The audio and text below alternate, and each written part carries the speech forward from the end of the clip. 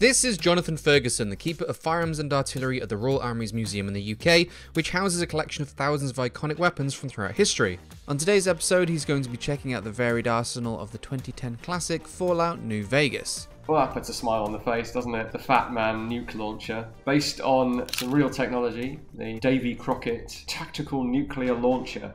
If there are any other games, guns and mechanics that you guys want to see Jonathan break down, let us know in the comments section below.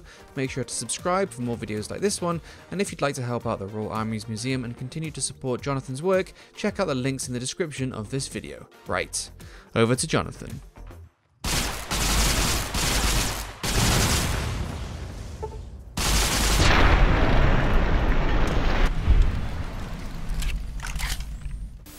I've not played this in a long time, but this has been one of my favourite games. But we're not here to talk about that, we're here to talk about weapons. And the laser RCW, or the Tommy gun in space, is almost a direct translation of the actual silhouette of a Thompson submachine gun to a fictional laser weapon. So much so that in the first person view, you've actually got the disassembly button on the back of the receiver. So that there are features that are taken from the Tommy gun that wouldn't really make sense on the laser gun. But looks the part. We've still got the iconic Thompson drum magazine, but it stays on the weapon, and the laser energy pack is taken off and inserted from the front of it. So that's interesting as well, in that why is it shaped like a drum when the drum doesn't even come off and you're replacing the thing in the middle? So it's a deliberate homage to the Thompson gun. Something I noticed because of the third person side view that we got there is the recoil. So this is called a laser weapon, and it fires pretty much a beam, or like a pulsed beam of ostensibly laser light.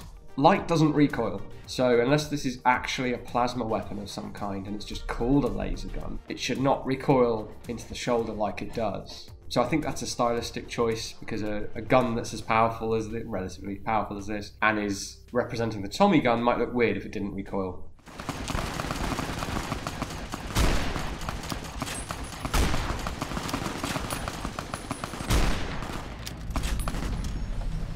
Well, to my shame, I did not put this on the table behind me, but this is effectively the anti-materiel rifle from Fallout New Vegas. It's by far the closest to a real-world weapon in the game that I can think of, that I remember. And this is a 50 caliber Browning machine gun monster, and it kind of has to be hefted to be believed.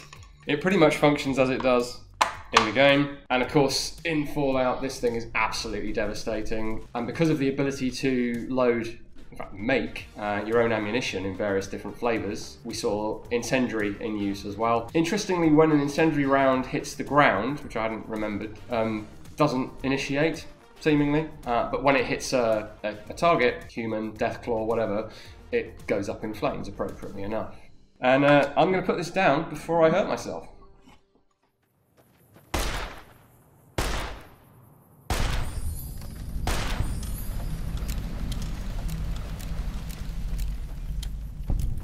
As befits a desert western type setting, albeit in a parallel desolate future, the single action army cult is still going strong. It's actually quite a good representation of the single action army.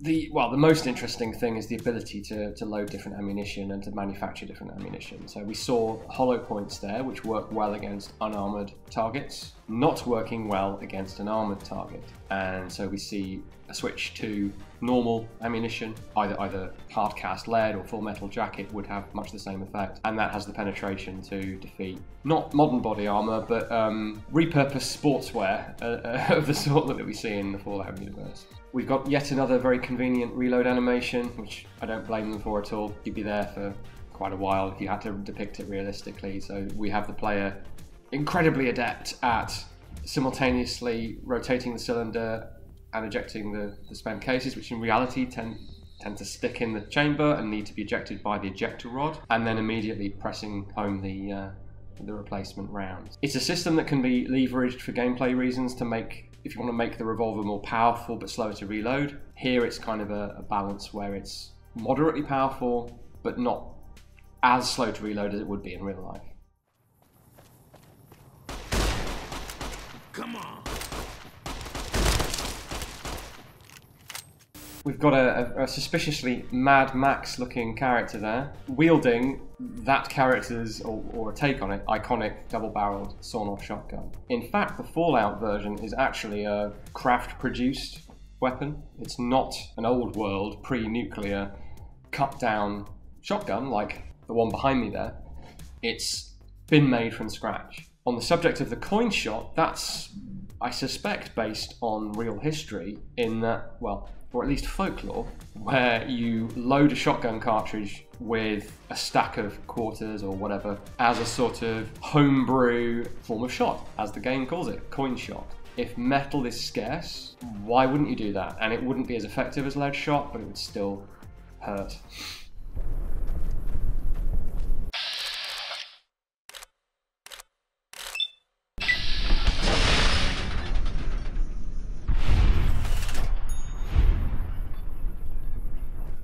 Well, that puts a smile on the face, doesn't it? The Fat Man Nuka Launcher, based on some real technology, the Davy Crockett Tactical Nuclear Launcher. It's not quite as portable as this, but it's not too far off. Crew served, so you need several guys to carry and operate it. Terrifying, the idea that we were sort of looking at not only battlefield nukes, but tactical battlefield nukes. So you'd be within hundreds of meters of a nuclear explosion. Absolute insanity, and luckily we didn't go down that route. But they did in the Fallout universe, and so we now have a shoulder-fired nuclear weapon used at point-blank range. Technically point-blank range is something else, but in terms of too close is the definition of point-blank. That wasn't great. I think I saw some crippled limbs there. I think that's the minimum you'd expect from a nuclear bomb going off in your face, but it definitely took care of the critter there.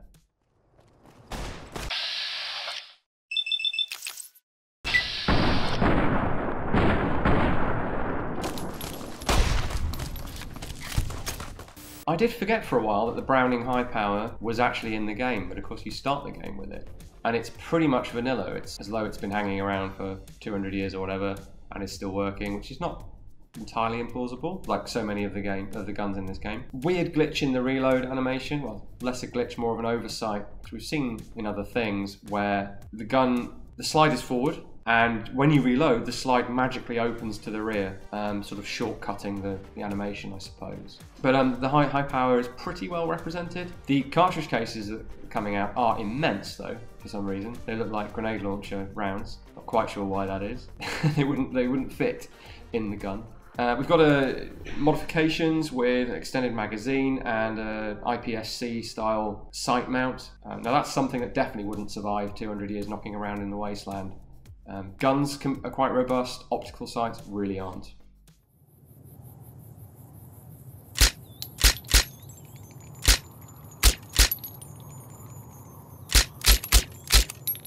That was the 10mm pistol, of course. This one's been fitted somehow, I think it's modded, with a suppressor which has no hole in the end, which is bizarre and would result in it blowing off the end of the gun. Now, where reality intersects with this is that weapons like the well rod used rubber wipes, and they do in fact seal off the end of the suppressor, so it almost looks like there's no hole in the end. And then the first shot is super quiet because it's having to penetrate the layers of rubber, and then the subsequent sort of 10 or so shots are very quiet because the gas is sealed behind them as they squeeze through the rubber, and then after about a dozen shots the rubber is sufficiently abraded and worn out that basically it's back to being a normal suppressor. So it's still working, but it's not as quiet. That's not what we see here. What we see here is a cock-up.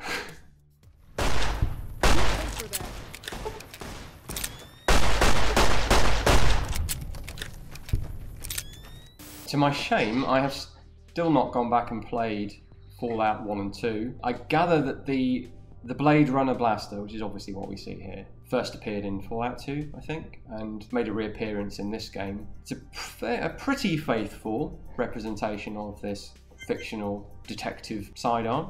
It's a bit of a deviation from the real Blade Runner blaster in that, well, we don't know what ammunition that chambers. In fact, we don't even know how it chambers ammunition, because the real prop was a Charter Arms Bulldog 44 Special, with a swing-out cylinder, as we see in the Fallout version. Looks amazing. It's one of the most iconic sci-fi weapons ever. But in terms of how it would work in universe, it makes little sense. What do the lights mean? What do they do? In Fallout, we see the amber and green light as to sort of denote loaded and unloaded, although you kind of know when it's loaded because the cylinder's in. So they've kind of recognised that the blinky lights might have a purpose. The ones on the prop, they're just for show.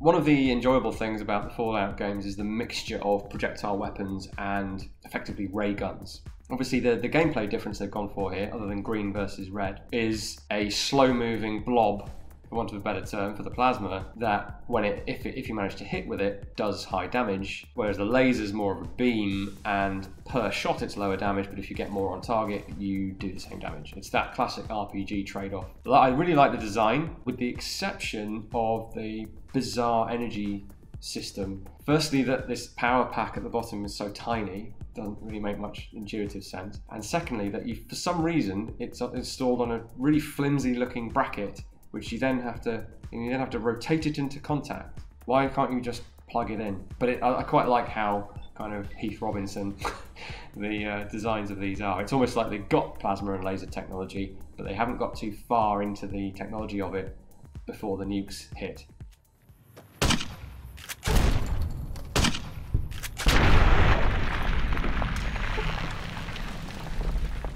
Now, it's always a bit sad when we come to a weapon that we don't have in the Royal Armouries collection, and the China Lake grenade launcher is sadly one of those. It's not a bad depiction for the limitations of the graphics. They based it pretty closely on the real thing. It's got one extra round.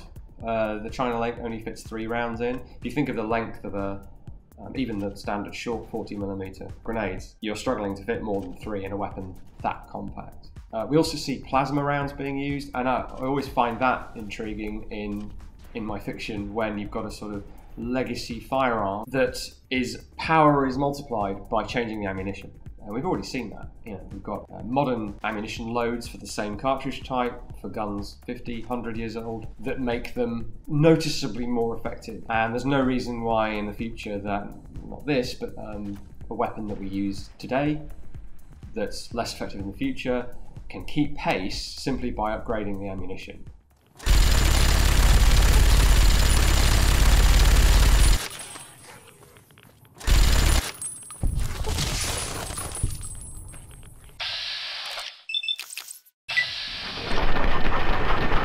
I always found the Fallout minigun more appealing as an idea than an actual weapon. I didn't get on with it particularly well. Don't really understand why it's 5mm when 5.56 is in the game. The bores of the barrels are very clearly bigger than 5mm. The design is not that close to the real minigun sitting behind me there. It has a cluster of rotating barrels, that's about it really. Curiously, although the character wears a backpack when he carries this thing, that's not where the ammunition is. But in the game, the ammunition magazine drum thing, whatever the hell it is, it's like a filing cabinet drawer that goes into the side of the gun. That's what feeds the cartridges. So the backpack is presumably an enormous battery. It always used to irk me as well that the cartridge cases, which again are far too big for a 5mm caliber, come kind of tumbling out of the side of the gun like 20 at a time. Rapid fire machine guns like this tend to have like a cascade of spent brass, but not like a storm of it coming out the side. That always looked a bit weird.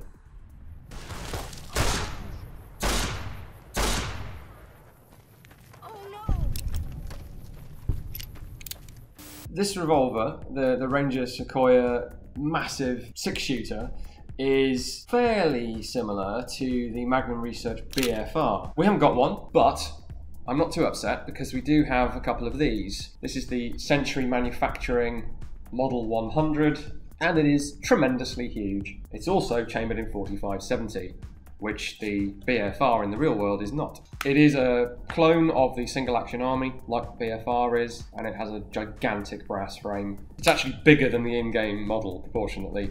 A quirk of the in-game model is that it fires with the hammer down, as though it's a double action revolver, so when you pull the trigger, the hammer comes back and is released in one go.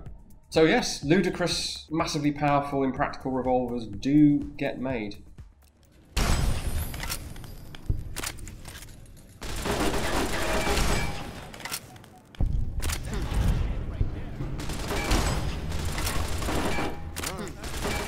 I've never been entirely clear on how the Gauss Rifle in Fallout's supposed to work. I'm guessing that the reloadable cartridge thing is the projectile, and that somehow the thing is powered, or possibly that the developers did not know what a Gauss gun is. There is a real-world, there's the railgun, which uses parallel rails to accelerate a projectile. So it's a projectile weapon, but it's using tremendous amounts of energy to accelerate it. So it's almost a hybrid between a projectile and a directed energy weapon. Gauss guns, as I understand it, are similar principle, but with a series of coils that accelerate the projectile. That isn't really what we see, and I have a feeling this is just a cool sci-fi name attached to a single-shot blue energy weapon, because the blue energy release that we see on impact also doesn't really reflect how Gauss or railguns actually work. The only flash you see from those is an explosion, effectively a flame, from the tremendous heat created by the impact. So, nice idea, but it's perhaps a bit of a fudge, maybe. I think that's probably meant to be a single-shot energy weapon, essentially.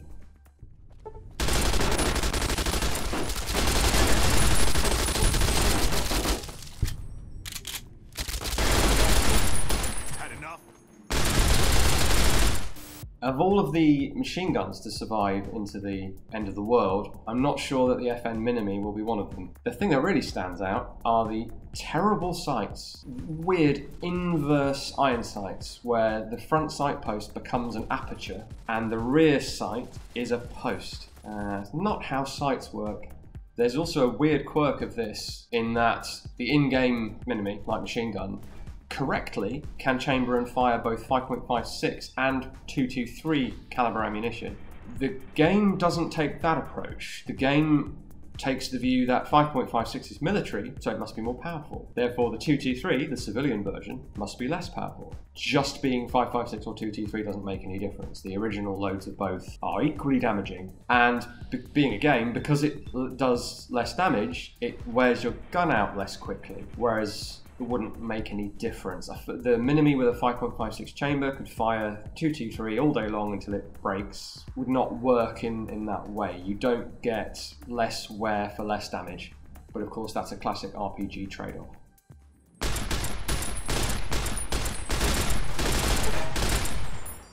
If you'd like to support what we here at the Royal Armouries are doing in various ways, including over on our own channel as well, and here with our friends at GameSpot, we have links in the description for ways that you can do that. Otherwise, I'll see you again next time. Thanks very much.